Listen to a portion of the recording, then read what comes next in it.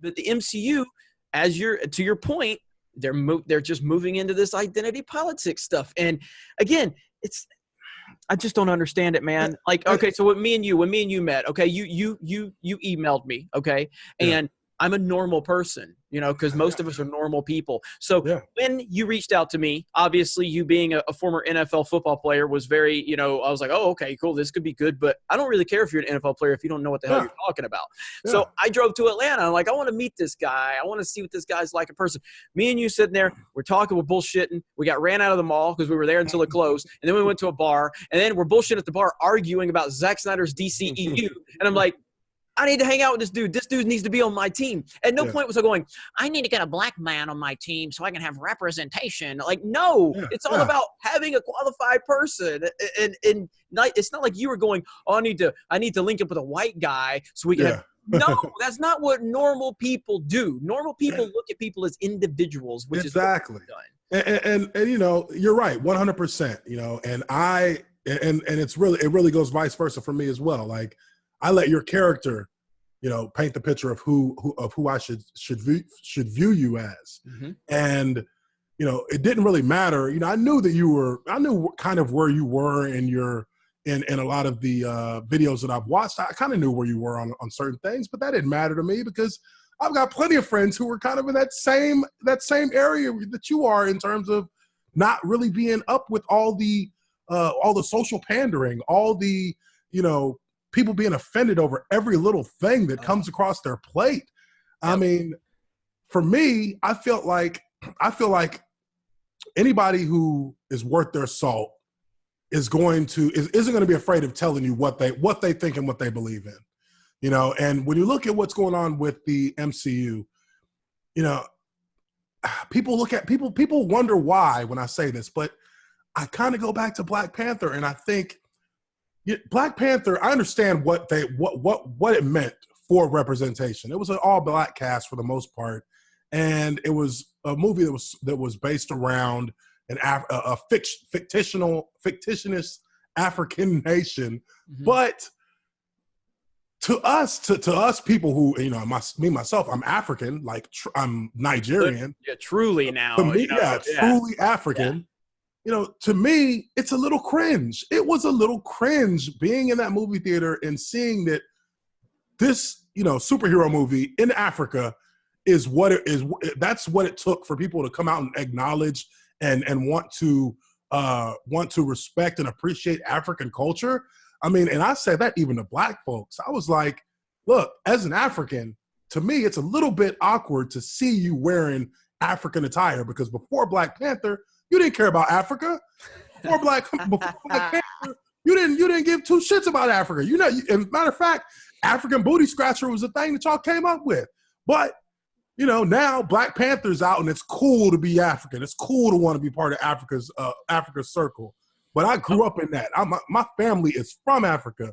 My parents came to this country from Africa, and that's our culture, from the core.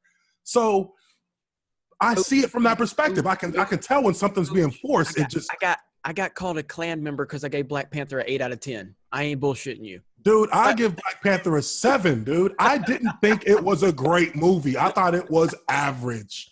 I thought it was an average movie. You told me this the night we met. You told me this. Yes, dude. And I, and I never really got to tell anybody that because I don't hang out with people and talk about movies with them all the time. But people who love movies like me and we sit and talk, and if that kind of thing comes up, the first thing I tell people is that I thought it was average.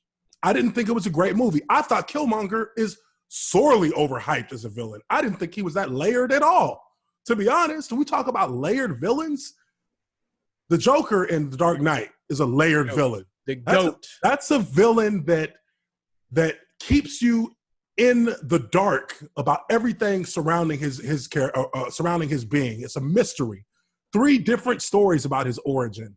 Yep, where we don't know. And we don't even know what it is. And we don't even know which one is the right one. We don't even know if any of them are real. And Killmonger was a embittered, lost soul from, the Wakanda nation. Sure, his blood is Wakandan. But there was not much to him outside of, you know, his origins. There wasn't his motives were not really that complex or that layered at all. They were pretty straightforward. I want to get the guns so that we can do to them what they did to us. I mean, that's pretty straightforward. I didn't think that was something. By the numbers. Paint by the numbers, dude. And I was like, what are y'all talking about? This is not some revolutionary character. It's just not. And the movie itself, while it's very cool to see a black superhero, fully encompassed black superhero film, sure. But did they really change anything that much as far as representation goes in Hollywood? No. I would say that Get Out was Get Out had more of an impact towards representation than Black Panther did, because Jordan Peele actually got critical recognition on an Oscar level that didn't need to be promoted to get him an Oscar win.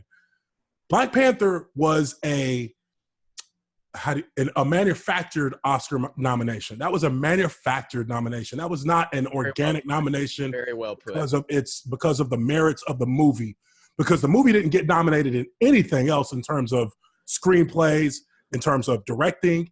It was just the movie that got nominated. So that just kind of confirms that it was something that was pushed on to the Academy rather than something the Academy embraced fully and said, you know what, this is an amazing movie. That's a good point. And I liked Get Out. I didn't love it. I liked it. Towards the end, it kind of, and I understood the whole point of it. Maybe, and I need to watch, sometimes I need to watch movies a second time to kind of fully grasp, and I think a lot of people need to do that. It went so far off of like so far, like I knew the direction it was going in, towards the middle of it, but like it got way out there. And again, that's cool. But again, I enjoyed the movie. But it had a little bit of that Key and Peele in the third act, a little bit of that over the top Key and Peele, which when he ran up on him, when he ran up on the guy with the what was it, like the moose horn or something like that? It was hilarious because he just ran up on him with like no remorse whatsoever. Just but it was, and I think you make a good point though for this whole representation thing or whatever. They just put so much into Black Panther, and my whole thing was like, remember Blade? Remember Wesley? Dude, Snipes? what? That was a movie. Yes. That was a Blade was. When you want to talk about representation, Wesley Snipes is somebody who has to be brought into that kind of conversation. Yes, because everybody can connect to that.